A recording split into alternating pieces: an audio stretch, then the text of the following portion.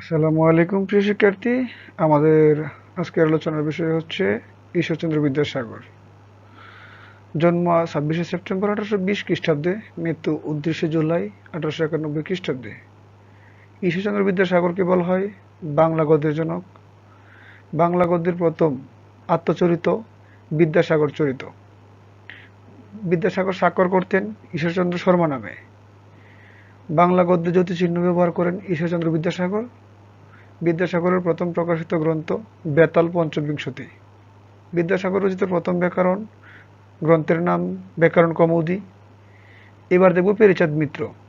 জন্ম 1814, মৃত্যু 1883। বাংলা উপন্যাসের পথিকৃৎ বলা হয় পেরিচাঁদ মিত্রকে। পেরিচাঁদ মিত্রের ছদ্মনাম ছিল ত্যাগচাঁদ ঠাকুর। এবার দেখব আমরা মাইকেল মধুসূদন দত্ত। জন্ম 1824, মৃত্যু 1873। নীলদর্পণ নাটকের ইংরেজি অনুবাদ করেন তিনি 1861 সালে।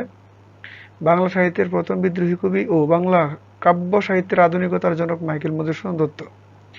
বাংলা সাহিত্য সনেটের জনক ও বাংলা সাহিত্যের প্রথম সার্থক মহাকাব্যের রচয়িতা মাইকেল মধুসূদন দত্ত।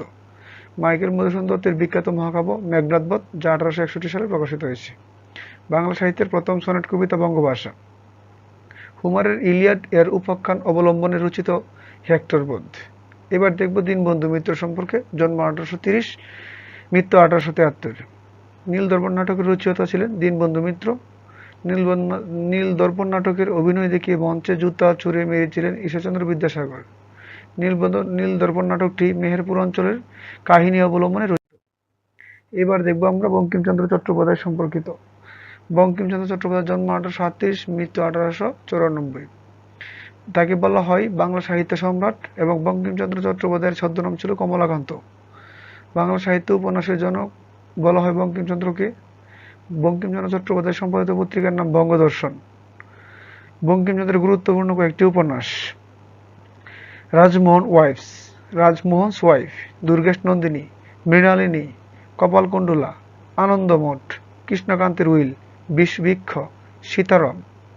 এবার দেখব মীর মশাররফ হোসেন সম্পর্কে। 1847 সালে জন্মগ্রহণ করেন, মৃত্যু 1911 সালে। মীর মশাররফ হোসেনের ছদ্মনাম ছিলেন গাজী মিয়া। বাংলা সাহিত্যের প্রথম বাঙালি মুসলিম নাট্যকার ছিলেন মীর মশাররফ হোসেন। মীর মশাররফ হোসেনের আত্মজীবনীমূলক উপন্যাস উদাসীন প্রতীকের মনের কথা। বাংলা সাহিত্যের প্রথম মুসলমান চরিত্র অবলম্বনে নাটক জমিদার দর্পণ।